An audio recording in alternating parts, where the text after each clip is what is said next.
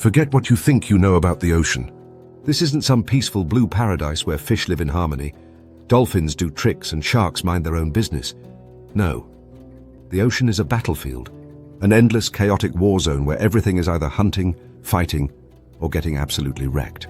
Orcas versus great white sharks. The moment an orca shows up, the ocean's most feared predator turns into a panicked goldfish and flees for its life. And if it sticks around, say goodbye to your liver, buddy. Mantis shrimp against crabs. A shrimp that punches so fast it creates a shockwave that literally boils water. Yeah, crabs don't stand a chance. Their shells might as well be made of graham crackers. Squid wars. You thought your family dinners were chaotic. Squids are so unhinged they turn on their own kind. If food is scarce, suddenly your best friend looks like calamari. Sea turtle hatchlings versus everything. Welcome to the worst childhood imaginable.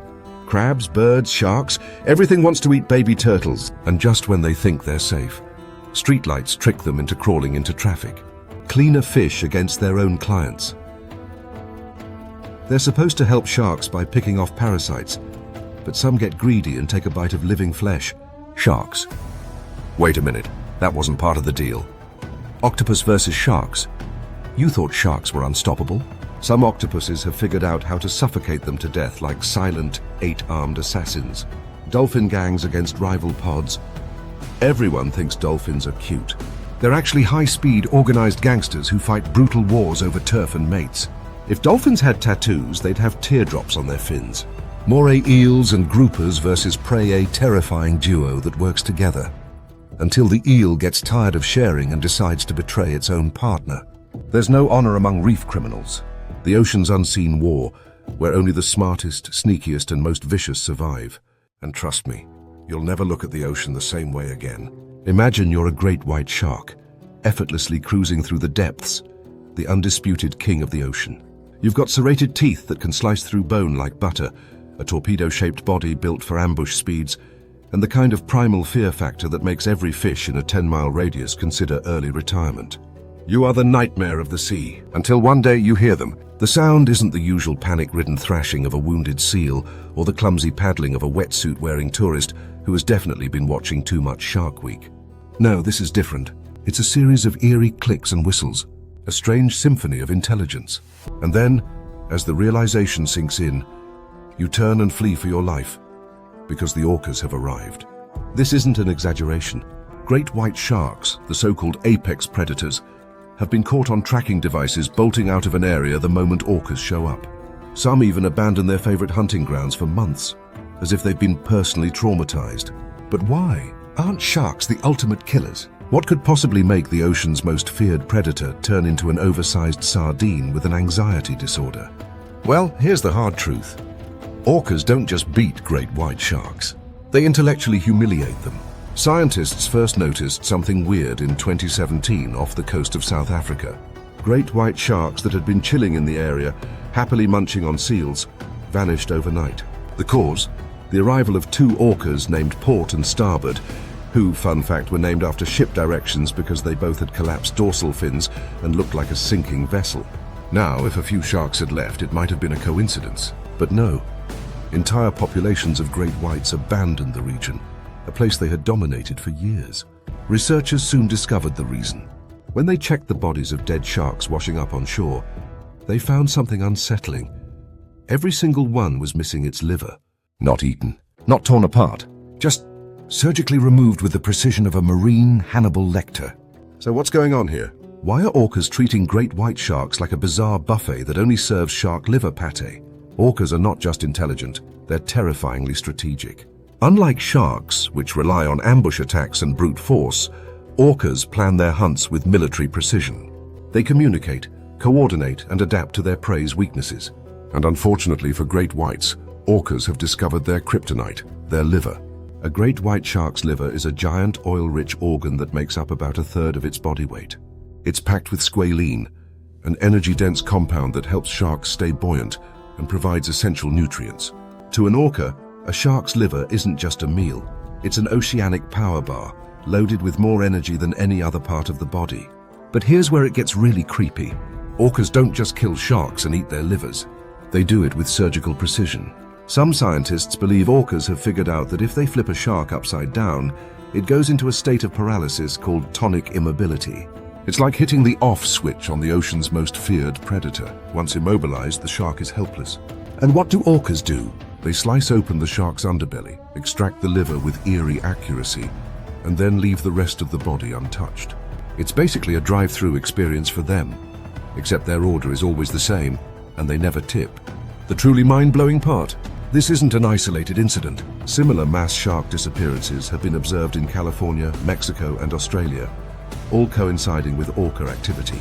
It's almost as if great white sharks have developed a deeply personal phobia of orcas, like an oceanic version of a horror movie where the killer isn't some slow-moving monster, but a hyper-intelligent, coordinated group of assassins who communicate telepathically.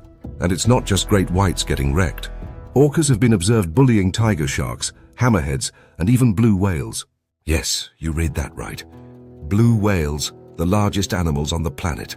There have been documented cases of orcas coordinating to attack a blue whale, take turns ripping off its tongue and leaving it to die. They have also been known to toy with their prey, tossing seals into the air like hacky sacks before deciding they're done playing with their food. But perhaps the greatest plot twist of all is that orcas don't attack humans in the wild. Despite their terrifying hunting skills, there's not a single confirmed case of an orca attacking a human unprovoked in the wild. Either they see us as too insignificant to bother with, or they've collectively agreed that we taste disgusting. Either way, we should be grateful. The rise of orca dominance has some interesting implications for ocean ecosystems. With great white sharks avoiding areas dominated by orcas, seal and sea lion populations have been booming, which has ripple effects on fish populations and even coastal erosion. It turns out when the ocean's top assassins start running for their lives, everything shifts. And here's the kicker. Orcas are still evolving. Different pods have learned different hunting techniques, with some specializing in shark livers, others in whale hunting, and some even stealing fish off long-line fishing boats like highly organized pirates. With their adaptability and intelligence, there's a chance that in the future, orcas might figure out even more creative ways to dominate the food chain. So, are great white sharks still apex predators? Well, technically, yes. But in any battle of brawn versus brains, brains win, and orcas are the ultimate tacticians of the deep. They don't just defeat their rivals, they outthink them, sending the so-called ocean's deadliest predator into full-on panic mode.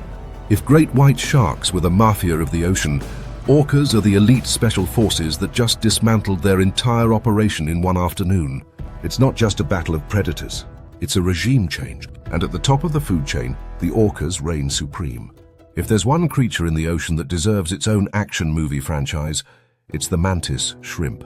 Forget sharks, forget killer whales, and definitely forget those slow-motion nature documentary scenes of lions hunting antelope. The mantis shrimp doesn't hunt, it obliterates. It doesn't just punch, it delivers blows faster than a speeding bullet. And unlike most predators who rely on sneaky ambushes, patience, or overwhelming strength, the mantis shrimp has only one battle strategy: hit first, hit hard, and turn the enemy into seafood confetti. Now, before we dive into the absolute nightmare that is a mantis shrimp on the warpath, let's clarify something. Mantis shrimp is a bit of a misleading name. It's not a shrimp, and it has about as much in common with a mantis as a bazooka does with a water gun. These creatures are actually stomatopods, a separate order of marine crustaceans that have been evolving in the deep for 400 million years. That's right, this thing was perfecting the art of face punching before dinosaurs even existed. And unlike most prehistoric creatures, the mantis shrimp hasn't gotten weaker over time. If anything, it's become a biological superweapon. So what makes this tiny, brightly colored punching machine such a terror? It all comes down to its fists. Well, technically, they're called raptorial appendages, but that just makes them sound fancier than they need to be. Imagine having two hammers attached to your arms that can move so fast that they break the laws of physics. That's what a mantis shrimp is packing. These appendages are so powerful that they can punch at speeds of 50 miles per hour, which doesn't sound too crazy until you realize that's the same velocity as a .22 caliber bullet. And the madness doesn't stop there. Because the punch is so fast, it actually creates a shockwave in the water, producing something called cavitation bubbles. These bubbles collapse with such force that they create a second impact, meaning that even if the initial punch somehow misses, the sheer force of the surrounding water still knocks out the prey. Oh, and did I mention that the collapse of these bubbles generates temperatures of 8,500 degrees, hotter than the surface of the sun? That's right, the mantis shrimp doesn't just hit you. It disintegrates you with plasma-fueled destruction. The usual victim of this underwater horror show? Crabs. Now, if you're a crab, you spend most of your life waddling around, avoiding things that want to eat you, and using your big meaty claws to act like a tough guy. The problem is that claws don't matter when you're up against a mantis shrimp. Crabs are built like tanks, covered in thick, armored exoskeletons that can usually withstand attacks from all sorts of ocean predators. Usually. The mantis shrimp doesn't care. The mantis shrimp punches through armor like it's made of wet tissue paper. A single strike can shatter a crab's shell instantly, often killing it on impact. In some cases, crabs don't even get the luxury of a quick death. Sometimes they lose a limb or two before they even realize what happened. And if the crab tries to fight back, oh, that's adorable. The mantis shrimp dodges, feints, and counters like an aquatic boxer, because these creatures aren't just strong, they're fast and highly intelligent. They memorize the movements of prey, analyze weak spots, and strike with deadly precision. It's like if Mike Tyson and a supercomputer had a baby, and that baby lived in the ocean and had zero mercy. Now you might be thinking, surely there's something in the ocean that can take on a mantis shrimp. And you'd be right. But that creature is another mantis shrimp. Here's where things get absolutely ridiculous. You'd think that a fight between two creatures who can punch through glass, break bones, and hit with the force of a bullet would end in total annihilation. But no, mantis shrimp fights are somehow even weirder than their attacks. When two mantis shrimp meet and decide they don't like each other, which happens a lot, you'd expect an instant death match. But instead of going full Mortal Kombat immediately, they engage in one of the most absurd displays of intimidation ever seen in nature. First, they do a little dance, waving their ultra-powerful claws around as if saying, "You don't want this smoke." Then they start slapping the ground, making little water shockwaves, as if saying, "No, really, I will punch you into next week." But here's the twist. They actually hold back. Unlike when they fight crabs or other prey, mantis shrimp have a sort of gentleman's agreement when it comes to dueling their own kind.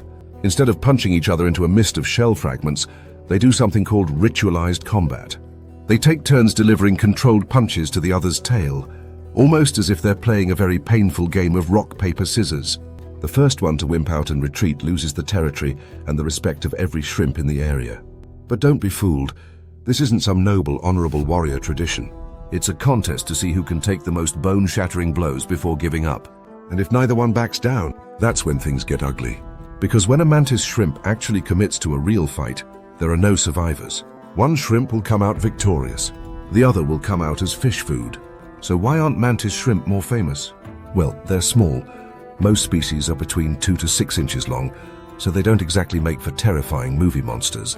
But don't let the size fool you. This is a creature that hunts with more efficiency than a great white shark and punches harder than most boxers. In fact, scientists studying mantis shrimp often keep them in reinforced tanks, because if they don't, the shrimp will punch their way out. Yes, they literally break glass aquariums with their fists. They are so feared that even some large fish avoid them. Even humans have learned to respect their power. There are documented cases of divers getting their fingers broken by mantis shrimp who were in a bad mood. That's right. This tiny, colorful crustacean can literally send you to the hospital. And the best part, there are 2 types of mantis shrimp. Spearers, who impale their prey like a living harpoon gun. Smashers, who punch their enemies so hard they forget their ancestors. Both are terrifying. Both are undisputed champions of ocean combat. And neither one cares about the laws of physics. If you ever find yourself in a situation where you have to fight an animal, do yourself a favor. Never choose the mantis shrimp. It is the pound-for-pound hardest-hitting animal on the planet, with the fastest punch, the deadliest accuracy, and the most ridiculous superpowers that nature has ever given a crustacean. The only question that remains is, what happens if a mantis shrimp ever gets bigger? Let's just hope we never have to find out. If the ocean had a criminal underworld, squids would be the backstabbing gangsters running shady deals in the dark. These creatures don't just fight for food, they fight for fun, for dominance, and sometimes just because they feel like it. While sharks and orcas have the decency to only kill when they're hungry, squids take a more creative approach. They engage in absolute chaos, attacking anything that moves, including their own kind. Yes, squids are hardcore cannibals. In fact, some species have been caught eating their own siblings, their own babies, and even their own tentacleless victims who had just barely escaped a previous fight. They have no sense of honor, no code of ethics, and absolutely no hesitation when it comes to turning a friend into a snack. And in the depths where light barely reaches, these tentacled warriors fight wars that would make any battlefield look like a friendly debate. So why do they do it? And which squid species is the most ruthless? Squids are often mistaken for peaceful, squishy, brainy creatures that spend their time jetting around the ocean, hiding from bigger predators. And sure, they're intelligent. Some of the smartest invertebrates in the ocean, in fact. But with intelligence comes deception, and squids have perfected the art of betrayal. Unlike sharks, which are muscle-bound eating machines, squids operate more like stealthy assassins, capable of shape-shifting their skin color, launching ink bombs, and maneuvering at lightning-fast speeds using jet propulsion. But when you mix high intelligence with an endless hunger, things get dark fast. When food is scarce, squids don't just wait for the next meal to swim by, they become the next meal. Marine biologists have been studying squid for years, and what they've found is nothing short of horrifying. Squid battles are unpredictable and vicious. Some species team up for coordinated attacks against other squids, much like criminal gangs fighting over territory. Others, like the Humboldt squid, are so aggressive that even scientists have trouble observing them, because the squid sometimes attack the cameras, the research equipment, and even the divers studying them. If there were a most wanted list for marine creatures, the Humboldt squid, Dosidicus gigas, would be public enemy number 1. Also known as the Red Devil, this squid is essentially the angry biker gang of the ocean, cruising through the deep in massive groups called shoals that can number in the thousands. Individually, they're already a nightmare, growing up to 7 feet long and armed with razor-sharp suckers and a beak that can cut through bone. But when they hunt in packs, it becomes a full-on oceanic crime syndicate. Here's where things get disturbing. Humboldt squids have mood lighting. No, seriously. They flash red and white like a deep-sea rave when they're excited or hunting. This means that when a Humboldt squadron is ripping apart their latest victim, they're doing it under a strobe light effect, like a horror movie on fast forward. Scientists believe this flashing might be a way to communicate, but given their history of ruthless attacks and betrayal, it might as well just be their way of saying, "You're next." And yes, they regularly eat each other. A Humboldt squid doesn't care if the squid next to it is a friend, a family member, or a complete stranger. If it looks like food, it is food. Even if one of them gets slightly injured, the others will immediately swarm and devour it, because in the ocean, the rule is simple. If you slow down, you become dinner. You'd think that for a species that spends so much time murdering each other, mating would be a gentle, romantic affair. You'd be very, very wrong. Squid mating is possibly the most violent dating scene in the entire ocean. Male squids have a pretty bold approach when it comes to reproduction. They grab a female, stab her repeatedly with sperm packets, and then jet away before she changes her mind and eats them. Unlike many species where the male and female at least pretend to tolerate each other, squid romance is more like a mugging. For some species, like the Gonotus onyx squid, the male uses a special tentacle to deliver sperm to the female, but the problem is that this often results in the female eating him immediately afterward. And because male squids know they have a high chance of becoming calamari, they don't even stick around to make sure their genetic legacy survives. They just drop the sperm and pray that the female doesn't immediately chow down on their still warm tentacle. Now, if you thought Humboldt squids were bad, let me introduce you to the giant squid, Architeuthis dux. This legendary deep-sea monster is so elusive that we barely have footage of it in its natural habitat. It lives in the midnight zone where sunlight doesn't exist, and it has tentacles that can be longer than a school bus. Giant squids are masters of ambush.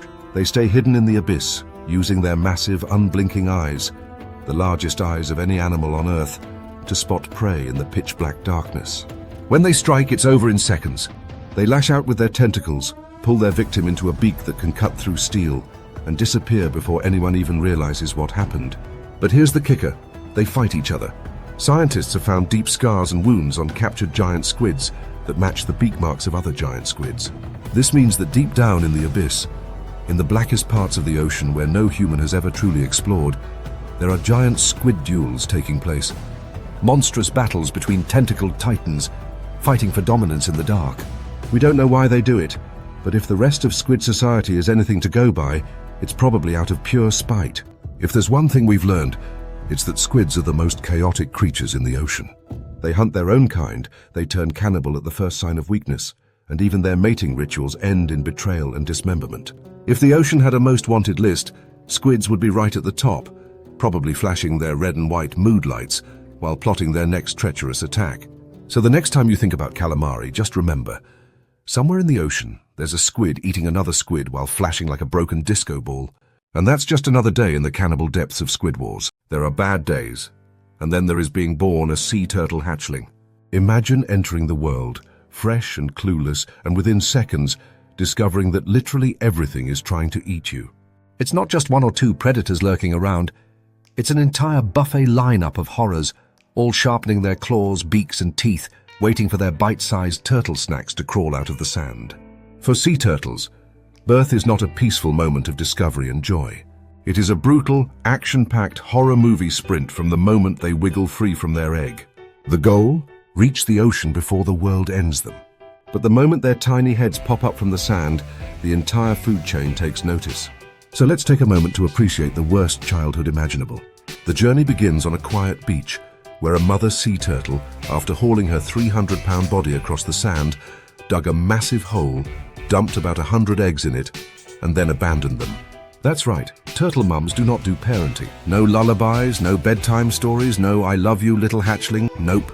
She lays the eggs and gets the hell out of there. Why? Because, statistically speaking, almost all of her babies are doomed. If she stayed to take care of them, she'd just have to watch hundreds of tiny turtle funerals, and that's probably too much emotional baggage, even for a reptile. For 2 months, the eggs sit buried under the sand, trying not to get eaten by raccoons, foxes, and other sneaky beach scavengers. If they survive, they hatch in the dead of night, their little bodies covered in sand, their eyes barely functioning, and their instincts screaming, "Run." But before they can even figure out what run means, the real horror show begins. The moment they emerge, they're already in mortal danger. The sand around them is crawling with ghost crabs, sinister little creatures with razor-sharp pincers, and the patience of a serial killer. These crabs have one mission in life: wait for turtle hatchlings, grab them, and drag them into a sandy grave. They don't just kill the baby turtles, they pull them underground and devour them whole, leaving nothing behind but a vague sense of doom. But let's say a hatchling avoids the sand-dwelling psychopaths and makes it a few inches toward the shore. No victory yet, because now the sky itself wants to kill them. The moment the tiny turtles hit open ground, seagulls, frigate birds, and night herons begin an aerial assault. It's like watching a poorly executed military operation. Hundreds of little turtles scrambling in blind panic, while the birds dive-bomb like winged velociraptors, snatching them up and swallowing them whole. If the birds don't get them, then the raccoons, coyotes, and hungry beach dogs certainly will. And if by some miracle a hatchling dodges every claw, beak, and bite along the way, it still has one final massive obstacle to overcome: the ocean itself. You'd think that after escaping the Hunger Games on land, the ocean would be a relief. Wrong. The moment a hatchling hits the water, the second wave of killers arrives. Waiting just offshore are fish, sharks, and giant barracudas, all perfectly aware that baby turtles are struggling into the sea. Imagine finally reaching what you think is salvation, only to be greeted by a waiting army of toothy assassins. And then there's the killer of all killers, the friggin' frigate bird. This bird doesn't just hunt on land, it dives into the water and yanks baby turtles out of the waves like an airborne sea demon. It's the equivalent of finally escaping a burning building, only to have a dragon swoop down and carry you away. At this point, the survival rate is already below 1%. But there's one predator even worse than the birds, the crabs, the fish, and the sharks. A killer that doesn't have teeth, doesn't chase them, and doesn't even want to eat them. Here's where things get really unfair. For millions of years, sea turtles evolved a foolproof survival strategy: hatch at night and crawl toward the brightest light source, which for 99% of history was the reflection of the moon and stars on the ocean. But humans, being the chaotic troublemakers we are, started building hotels, streetlights, and beachfront mansions, turning the once dark coast into a blinding light show. And guess what? The turtles' instincts don't know the difference between moonlight and a neon-lit McDonald's sign. Instead of heading for the ocean, thousands of hatchlings crawl toward parking lots, highways, and swimming pools, where they die from dehydration, get run over, or just flop around until a predator finds them. Imagine making it past the birds, the crabs, the sharks, only to be taken out by a poorly placed street lamp. It's such a huge problem that conservationists now manually guide hatchlings to the ocean in many places. Some beaches even have volunteers who camp out all night, using red flashlights, which don't confuse turtles, to help steer them in the right direction. But despite the effort, thousands of hatchlings still die each year from sheer human stupidity. Now, let's say a hatchling somehow survives the death beach, dodges every predator, and swims into deeper waters. At this point, only about 1 in 1,000 hatchlings is still alive. And these survivors don't get an easy life either, because for the next several years, they enter a phase called the lost years. Scientists still don't know exactly where young sea turtles go during this time, but they do know they basically vanish into the open ocean, hiding in floating seaweed, eating tiny critters, and doing their best to avoid becoming lunch. After about 10 to 15 years, if they survive, they start making their way back toward coastal waters. By the time they reach adulthood, they've grown too big for most predators, except for the occasional opportunistic shark or a really unlucky run-in with a fishing net. And then, if they're really lucky, they return to the very same beach where they were born, lay their own eggs, and start the whole nightmare all over again. Being a sea turtle hatchling is one of the hardest gigs in nature. Before they even get to breathe their first gulp of air, the world is already trying to murder them. And yet somehow a few make it. A few grow up, survive the odds, and become majestic ocean wanderers, gliding through the sea, free from most predators, living for up to 80 years. But no matter how wise and strong they get, one thing will always haunt them: the terrifying memories of their first night on Earth. The ocean is full of unlikely friendships. Some creatures form alliances, others strike up business deals, and a few engage in what can only be described as high-stakes extortion schemes. Enter the cleaner fish, nature's equivalent of a car wash, but for sharks, groupers, and all the terrifying monsters of the deep. At first glance, cleaner fish seem like the nicest, most innocent creatures in the ocean. They set up little cleaning stations in coral reefs and offer a much-needed spa service for the biggest, baddest predators around. Their job? To pick off parasites, dead skin, and bits of food stuck between the teeth of their powerful clients. And the best part, the predators don't eat them. It's an unspoken contract. You clean me, I won't swallow you whole. Sounds like a pretty good deal, right? Well, not all cleaner fish stick to the agreement. Some of them, especially the sneaky little cleaner wrasses, get greedy. Instead of just removing parasites, they take things a step further. They start biting off chunks of living flesh from their own clients, essentially turning their dental practice into a back-alley mugging operation. And what happens when a shark realizes it's been scammed? Well, let's just say it doesn't always end well for the fishy little fraudster. For most of the ocean's big predators, hygiene isn't exactly a top priority. Sharks, groupers, barracudas, and even Moray eels swim around collecting all sorts of nasty hitchhikers, parasites, bacteria, and the leftovers from their last unlucky meal. Over time, these freeloaders can cause infections, slow them down, and make them itchier than a human who just fell into a fire ant nest. That's where the cleaner wrasses come in. These tiny, brightly colored fish swim right up to enormous predators without an ounce of fear and offer their services, plucking off parasites, dead scales, and gunk from their customers' gills, fins, and teeth. In return, they get a free meal and complete protection from being eaten.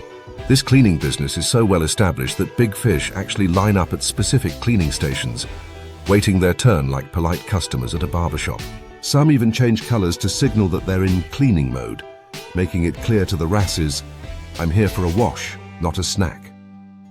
It's a system that should work beautifully. But of course, some cleaner fish just can't resist the temptation of an easy meal. A cleaner fish's job is to eat parasites and dead skin. But what if fresh live flesh tastes even better? Some cleaner wrasses get a little too ambitious and start sneaking in tiny nibbles of their customers. Instead of just eating the gross, unwanted stuff, they take a juicy little bite of living tissue, much like a waiter serving you a steak and stealing a few bites before it gets to your table. And here's where things get hilarious. When a predator realizes it's been scammed, its reaction is priceless. Sharks, normally the most feared creatures in the ocean, suddenly start twitching like an angry dog that just got bitten by a flea. Some of them jerk their heads around in pure disbelief, others flinch and bolt forward, and a few snap their jaws shut in frustration, missing their tiny betrayer by mere inches. Scientists have actually studied these reactions, and the results are fantastic. Large fish and sharks visibly shake their heads in irritation, a universal sign of, "What the hell, man?" Some of them even chase after the offending cleaner fish, trying to get revenge for the betrayal. But cleaner wrasses are fast, sneaky, and incredibly bold. The guilty ones immediately swim away, sometimes hiding inside the gills of their clients, like a tiny criminal ducking into an alleyway. Others act completely innocent, resuming their cleaning duties as if nothing happened, like a pickpocket who just stole your wallet and then offers to help you look for it. Now you might be wondering, how do these little scammers keep getting away with this? Why don't sharks just eat them all on the spot? Well, here's the genius part. Cleaner wrasses are expert con artists. They know exactly how to manipulate their clients and avoid getting punished. For example, if a cleaner fish bites a client, it knows it has to immediately do something nice to make up for it. So what does it do? It starts giving a massage by rubbing its fins gently against the predator's body.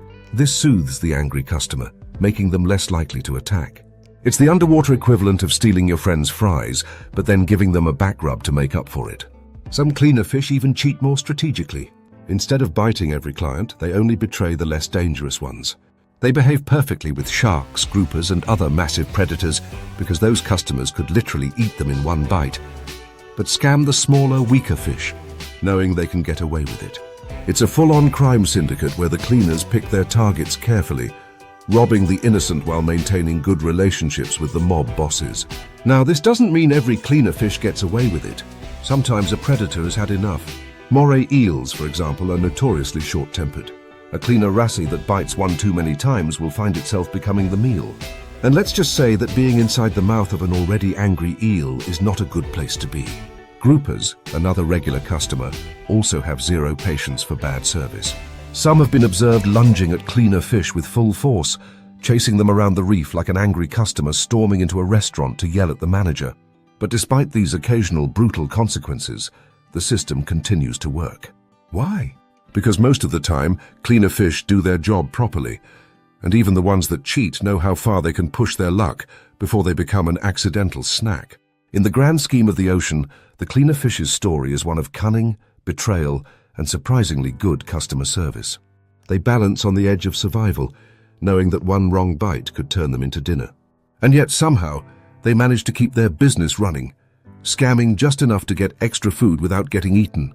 It's a delicate game, one built on trust, deception, and the occasional emergency back rub. And honestly, if sharks ever develop Yelp reviews, cleaner fish are going to have some serious explaining to do. If there was ever an underdog in the ocean's long list of who would win in a fight matchups, it would be the octopus versus the shark. One is an 8-armed genius with the personality of an escape artist. The other is a torpedo of teeth and terror. In any normal scenario, you'd put your money on the shark. It has the size, the bite force, and the reputation of being the apex predator of the sea. But here's the plot twist no one saw coming. Some octopuses have figured out how to assassinate sharks. Not just fight them, not just escape them, but kill them. And they do it in the most silent, calculated way possible, by suffocating them with a move so unexpected, so bizarre, it feels like something straight out of an oceanic crime thriller. This is not your average sea battle. This is the stealthiest, most mind-blowing underwater showdown you never knew existed. Before we dive into this insane showdown, let's talk about why octopuses are the ultimate problem solvers of the ocean. If sharks are the muscle, octopuses are the brains. These animals are freakishly intelligent. They can solve puzzles, escape tanks, use tools, and even recognize human faces. Some have been caught unscrewing lids from jars from the inside. Others have been seen breaking into other aquarium tanks to steal food. And a few legendary individuals have even been known to short-circuit lab equipment by messing with water pipes. And while sharks rely on brute force, octopuses rely on strategy, deception, and the ability to adapt on the fly. They have no bones, meaning they can squeeze through the tiniest cracks. They can change color and texture like a living chameleon. And when things get dicey, they can disappear in a cloud of ink faster than a magician fleeing a bad trick. But there's one thing even more terrifying about octopuses than their intelligence: their ability to kill without a sound. Most people assume that if an octopus ever encounters a shark, it will do what most sensible animals do: run away and hope not to be eaten. But no. Some octopus species, especially the giant Pacific octopus, have developed a foolproof way of taking down sharks, and it is so disturbingly efficient that even scientists were shocked when they first witnessed it. Here's how it works. Step 1. Stay perfectly still. The octopus blends into its surroundings, becoming part of the rocky seabed, a coral outcrop, or even a simple lump of algae. Since sharks have terrible eyesight but excellent electroreception, the octopus keeps its heartbeat low and movements minimal to avoid detection. Step 2. Lure the shark in. Sharks are curious by nature. If something moves, or looks like it could be food, they'll check it out. The octopus waits for the shark to get close enough to strike.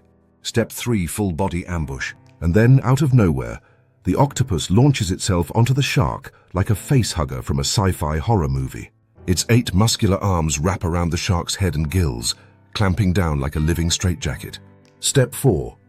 The silent suffocation. Now, here's where things get absolutely terrifying. Instead of biting, instead of using venom, the octopus cuts off the shark's ability to breathe by blocking its gill slits. Unlike bony fish, which can breathe without swimming, sharks must move forward to push water over their gills. If they stop swimming, they stop breathing. And that's exactly what the octopus forces them to do. The result? A completely silent, slow-motion assassination. The shark, unable to fight back effectively, slowly suffocates to death while the octopus holds on like a cold-blooded hitman.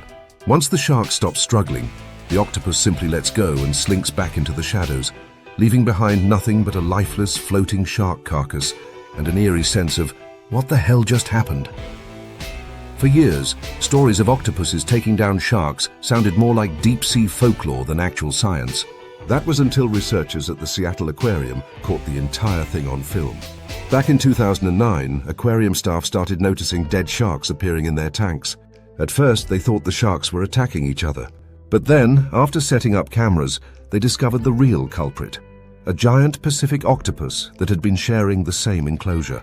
In the footage, the octopus strategically waited for a shark to pass overhead, then struck like an underwater ninja, pulling the shark into a death grip until it went limp. The staff were so baffled that they had to relocate the octopus because it was racking up too many shark victims. That's right, the shark wasn't eating the octopus. The octopus was eating the shark. As if this wasn't terrifying enough, there's another octopus that takes stealth hunting to a whole new level. The ghost octopus, a pale, almost translucent species found deep in the ocean where no sunlight ever reaches. Unlike its bulkier, more muscular cousins, the ghost octopus is paper-thin and eerily delicate, looking more like a haunted bedsheet than a predator. But don't let its fragile appearance fool you.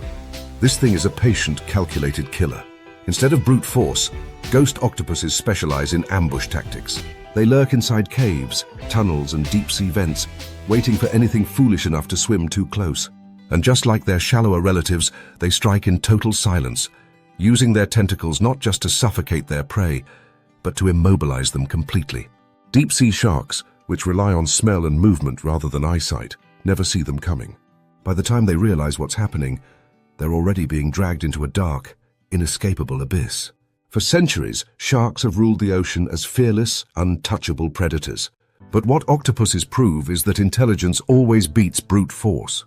They don't have armor, fangs, or an intimidating reputation, yet they outsmart and outmaneuver even the ocean's most notorious killers.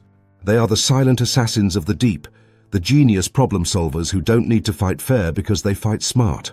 And if sharks ever evolve the ability to hold grudges, they're definitely putting octopuses at the top of their revenge list. Until then, the octopus will remain the only creature in the ocean that can take down a shark using nothing but pure strategy, patience, and 8 very, very strong arms. Dolphins have somehow mastered the greatest scam in the animal kingdom. They've convinced the entire world that they're smiling, friendly, playful creatures, always leaping majestically out of the water like nature's happiest acrobats. The general public sees dolphins as ocean puppies, the lovable geniuses of the sea who just want to play games, make cute squeaking noises, and occasionally rescue a lost swimmer in distress. But here's what they don't tell you on those wholesome dolphin documentaries. Dolphins are ruthless gangsters, merciless warlords, and absolutely brutal in combat. These so-called friendly marine mammals form gangs, fight over territory, commit cold-blooded acts of violence, and even kidnap members from rival pods. Forget about sharks.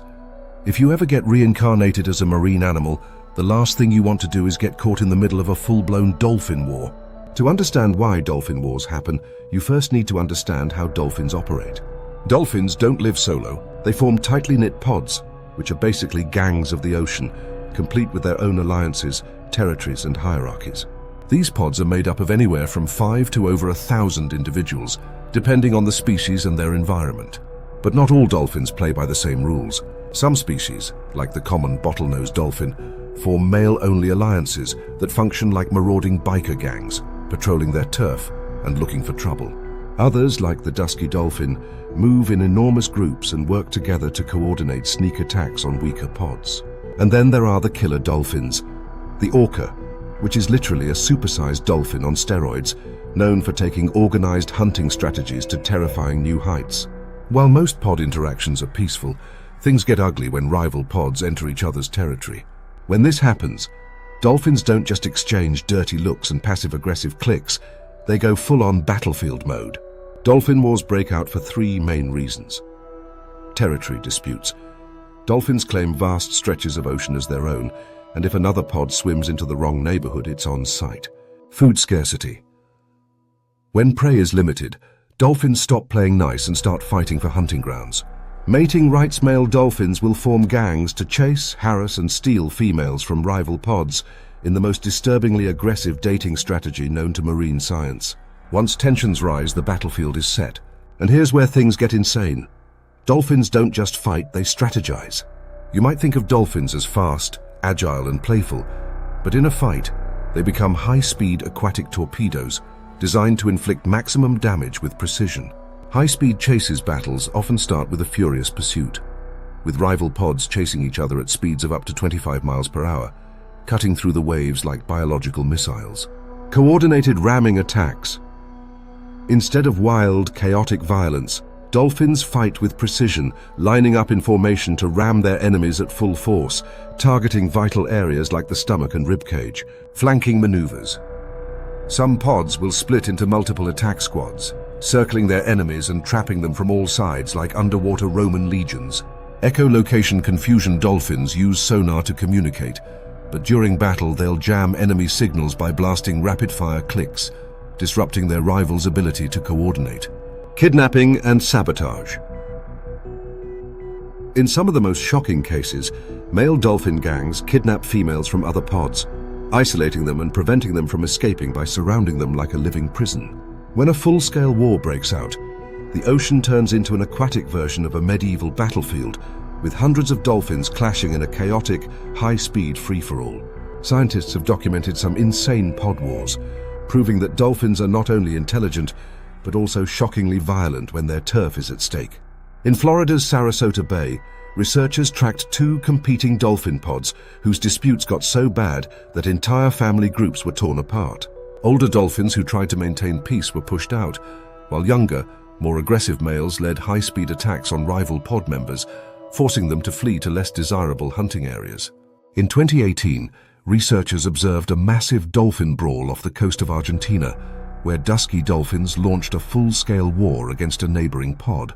The battle lasted for hours, with dolphins slamming into each other so hard that some individuals were visibly bruised and injured. If you think regular dolphins are bad, false killer whales, which are also dolphins despite the name, are even worse. These hyper-aggressive deep-sea predators have been seen fighting actual orcas, going head-to-head with the ocean's deadliest hunters in massive pod battles that leave both sides bloodied. Dolphins have two things that make them more dangerous than most predators. High intelligence. Unlike sharks, which rely on instinct, dolphins think, plan, and communicate, making their fights much more tactical and brutal. Extreme social bonds.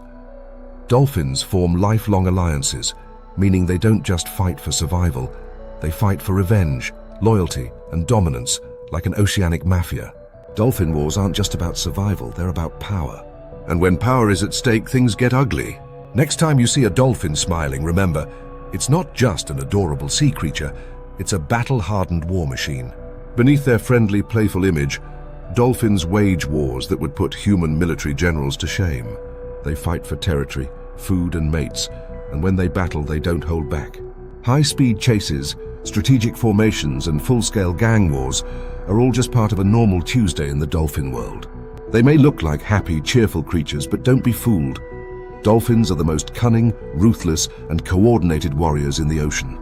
And if you ever accidentally swim into the middle of a dolphin gang war, just hope they don't decide to take you as a hostage.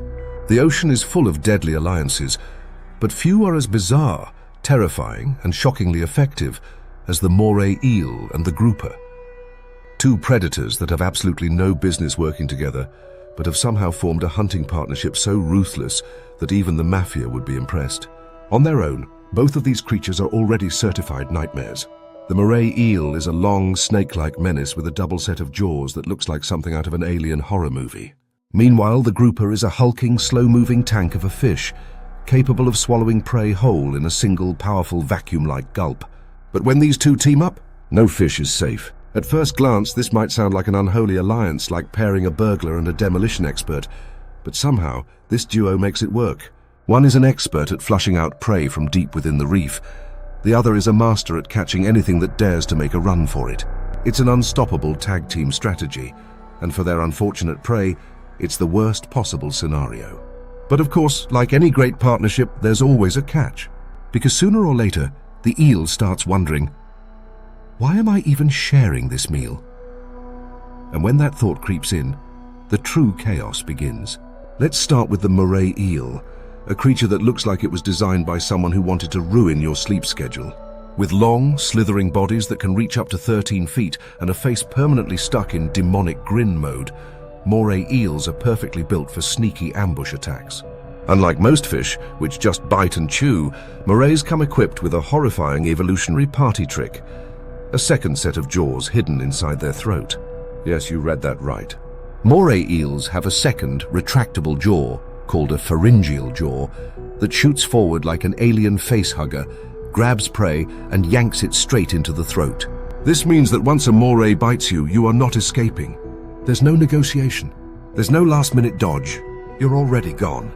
Then we have the grouper, which by comparison seems a lot more chill, until you see it hunt. Groupers are massive, stocky fish that rely on one of the most brutally efficient hunting methods in nature, suction feeding. They don't chase their food. They don't play with their prey. They position themselves perfectly, open their mouth at the right moment, and create a vacuum so powerful that anything nearby gets sucked straight in like an underwater black hole. And here's where things get really diabolical. These two predators have teamed up to create one of the most horrifyingly effective hunting duos in the ocean. So how does this oceanic crime syndicate operate? It starts with the grouper.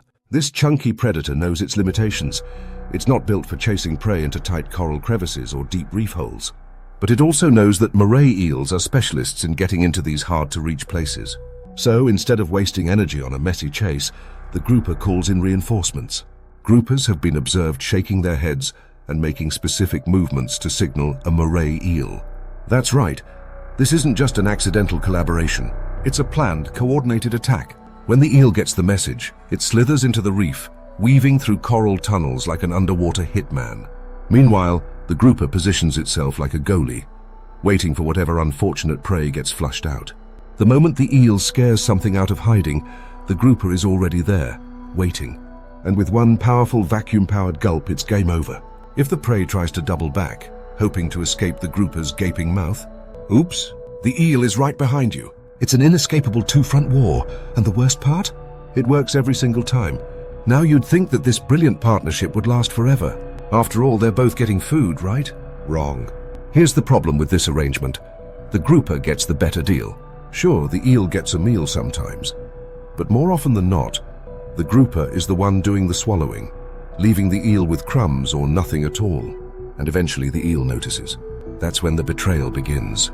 Every once in a while, the Moray eel, fed up with the unfair split, decides to change the rules. Instead of hunting for prey, it turns on its own partner. That's right. The eel starts attacking the grouper itself. This shocking backstab move has been observed multiple times. Scientists have seen eels, who were supposed to be helping their big fish buddy, suddenly whip around and try to take a bite out of the grouper instead. Some eels have even tried to choke the grouper by biting onto its gills, a move that almost mirrors the octopus's shark assassination technique. The groupers, confused and horrified, usually bolt away before the situation gets worse. But the message is clear. There is no loyalty in the ocean. The Grouper-Moray Eel Alliance is one of the ocean's most fascinating examples of teamwork, proving that even the most unlikely creatures can work together for a while. But in the end, greed, hunger, and survival instincts always win. What starts as a well-oiled hunting machine can turn into a backstabbing betrayal in an instant. And in the ocean, where every meal might be your last, there's only one rule. Trust no one. Not even your hunting buddy. So next time you see a grouper and a Moray eel working together, just remember, it's all fun and games until someone gets hungry enough to break the deal. And when that happens, even the best alliances crumble. Think the ocean is done throwing absolute chaos at its own creatures. Think again. The battles never stop, and the next war is already raging beneath the waves. Want more insane underwater showdowns? We've got killer stingrays, deep-sea ambush predators, and ocean creatures so terrifying they make sharks look polite. So what are you waiting for? Hit that subscribe button before an orca flips your couch upside down, a mantis shrimp punches your screen, or a dolphin gang recruits you into their next turf war. Because down here, survival is savage. See you in the next battle!